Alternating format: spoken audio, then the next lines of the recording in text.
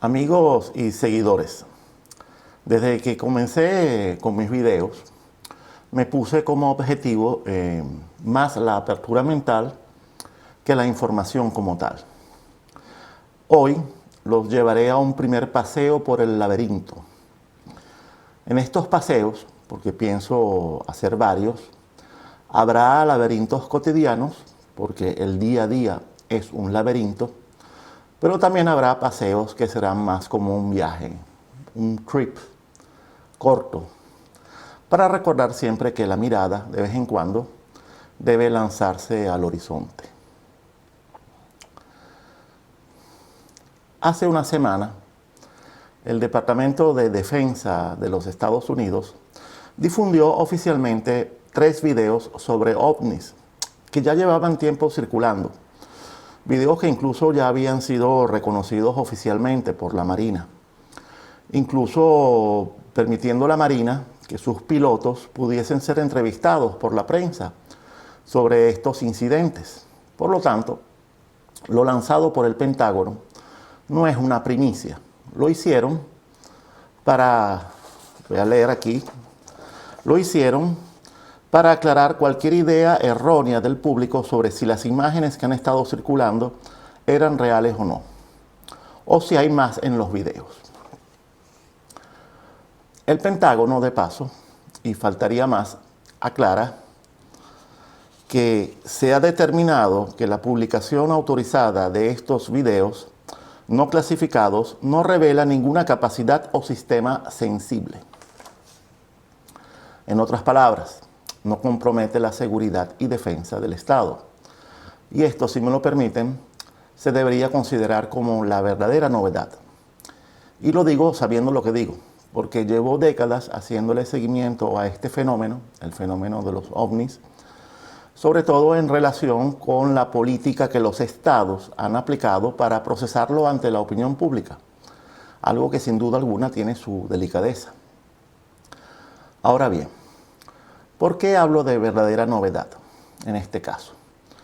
Porque en esta revelación pública observo que los Estados Unidos están comenzando a tomar distancia de la cultura del temor. Sí, del temor a mostrarse débiles, vulnerables o engañables. Me explico. Este era un temor constante que los gobiernos de los Estados Unidos mostraron siempre, sobre todo frente a la superpotencia rival, la Unión Soviética. Que los Estados Unidos no pudiesen hacer nada para interceptar, enfrentar o neutralizar a un ovni cuando aparecía violando impunemente el espacio aéreo, eso no era un chiste. Y la misma preocupación existía del otro lado. Recuerden los menos jóvenes el ambiente de seriedad grave que lo envolvía todo en esa época, especialmente durante la Guerra Fría, siempre al borde de un DEFCON 1, que implicaba necesariamente desenfundar los misiles balísticos. Y ocurrieron incidentes alarmantes varias veces, por causas que desde luego no ameritaban sacar la pistola nuclear. Con esto quiero decir que se vivía en una paranoia inevitable, congénita, congenial, a estos niveles de seguridad, tan altos como precarios a su vez. Por lo tanto, hay que tener presente también que el mismo personal militar se encontraba fuertemente condicionado por este espeso ambiente. Por lo tanto, que un militar pudiese contar sus encuentros inexplicables en forma libre, eso no podía ni debía ocurrir, especialmente si el avistamiento no coincidía con su captación objetiva por medio de radares u otros sensores, como algunas veces pasaba. En esos casos les puedo asegurar que el piloto se abstenía de decir cualquier cosa. Nada decía. Les voy a dar un ejemplo práctico, justamente hablando de los pilotos. Los aviones caza son puntas de la tecnología, son un condensado de lo más avanzado. Es más, son verdaderos sistemas. Los motores, los radares, sensores, la aviónica. y las armas que llevan son todos paquetes tecnológicos de punta. State of the art, como dirían los ingleses. Bueno, que fuesen precisamente los pilotos de esas supermáquinas los que testimoniasen la existencia de objetos capaces de humillarlos, de dejarlos en ridículo, demostrando cuán inútil, limitada y hasta vulnerable fuese toda esa capacidad defensiva u ofensiva, bueno, eso no era muy bueno para la imagen corporativa. Por lo tanto, este episodio que acaba de ocurrir es un episodio revelador que hemos vivido y que para mí podría estar marcando un hito. Para mí y no solo para mí, porque confirma también una sintomatología que apunta hacia un cambio político que ha comenzado a desarrollarse en el gobierno de los Estados Unidos a partir de la llegada de Donald Trump al poder. ¿Y en qué consiste este cambio? Un cambio que es reciente, aún incipiente, pues consiste en un cambio en la clasificación oficial de las amenazas, que impone una actualización en la lista de esas amenazas y también un cambio de la naturaleza misma de estas amenazas y por lo tanto un cambio en la actitud frente a las mismas.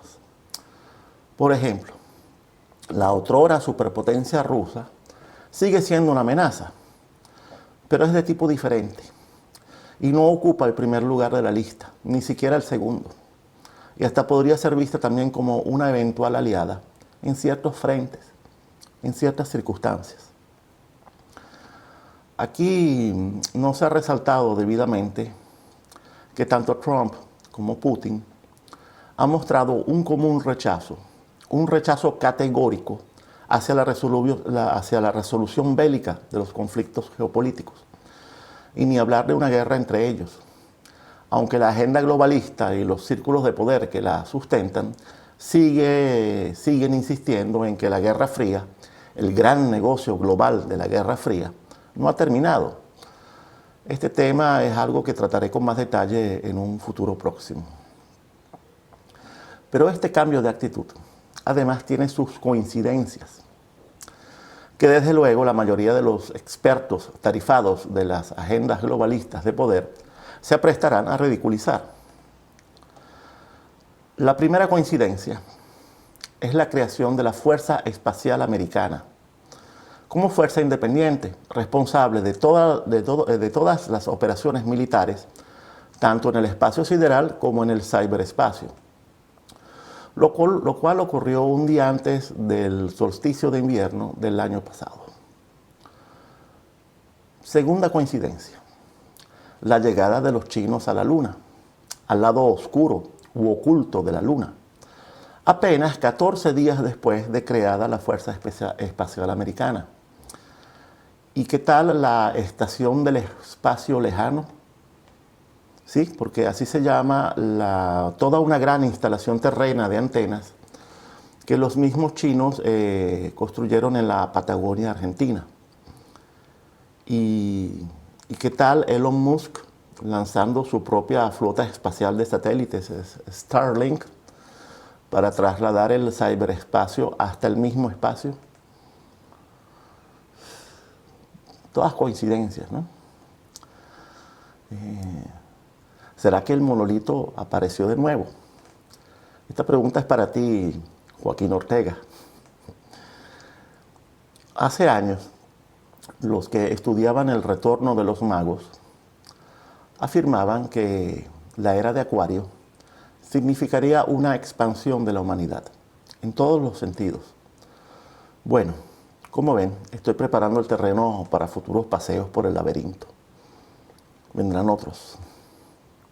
Ahora bien, todo esto, desde luego, no significa que el aparato militar del gobierno de los Estados Unidos haya optado por la transparencia frente a la cuestión de los ovnis. Por lo tanto, sigue siendo válida la pregunta de si nos han mostrado esto, qué no nos han mostrado o qué nos ocultan o qué nos siguen ocultando. ¿Pudiera ser un encuentro del tercer tipo o un contacto con la inteligencia detrás de estos ovnis o con la inteligencia artificial que comanda a estos aparatos? ¿Por qué lo digo? Porque es probable que los ovnis sean guiados por inteligencia artificial para que su desempeño de vuelo, su performance, no se vea limitado por la fragilidad celular de una tripulación químicamente orgánica. Y antes de que alguna persona seria me acuse de estar fumando un poco, quisiera recordar a todos los científicos, sean naturales o sociales, y a los científicos de las máquinas sin fantasma, que la ciencia, esa misma ciencia que desconoce la composición material y energética del 95% del universo, con respecto a los ovnis, se sigue portando como ciertas academias nacionales que a finales del siglo XIX pontificaban sobre la imposibilidad de que un objeto más pesado que el aire pudiese volar. Y esto lo afirmaban teniendo a las aves volando de lo lindo frente a ellos.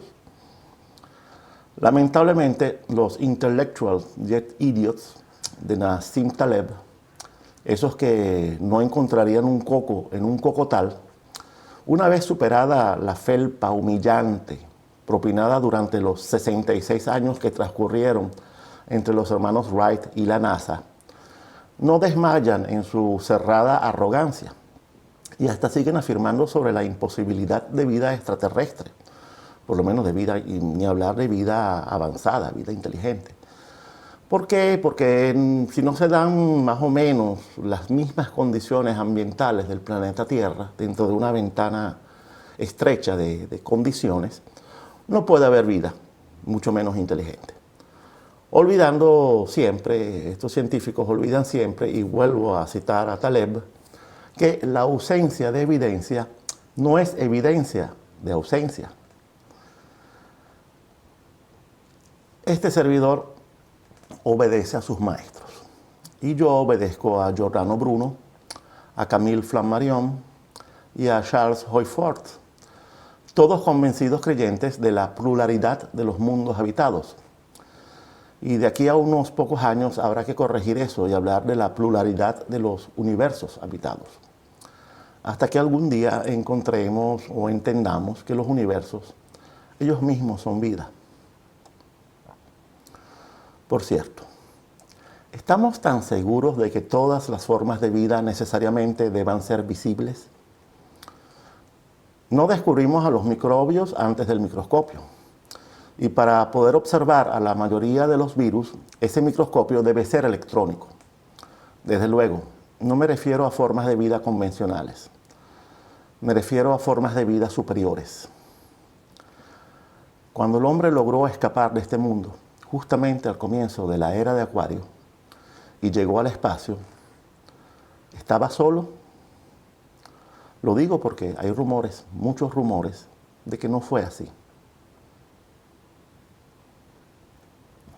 La vida, como principio ordenador y de ascenso hacia la conciencia, ¿será verdad que solo se expresa en formas solo al alcance de nuestros limitadísimos sensores naturales y artificiales? Señores, no sé si se dan cuenta, pero pensar así es de una ceguera y una vanidad risibles, para decir algo amable. La inteligencia no es tal si no es capaz de invocar un mínimo principio de humildad indispensable para tomar conciencia de la pequeñísima porción del mapa universal que hemos recorrido. Desde que la ciencia moderna comenzó a dar sus primeros pasos telescópicos hace unos 5 siglos, para encontrarnos hoy en día, 500 años después, con que desconocemos el 95% del universo. Y lo desconocemos tanto que a ese 95% le hemos dado un nombre medieval: materia y energía oscura. Amigos y seguidores, recuerden siempre lo que decía Paul Eluard: hay otros mundos, pero están en este. Bueno, es todo por hoy. Y me despediré como hacía un hermano mío, que anda de gira desde hace 4 años, que las estrellas los guíen hasta un nuevo amanecer.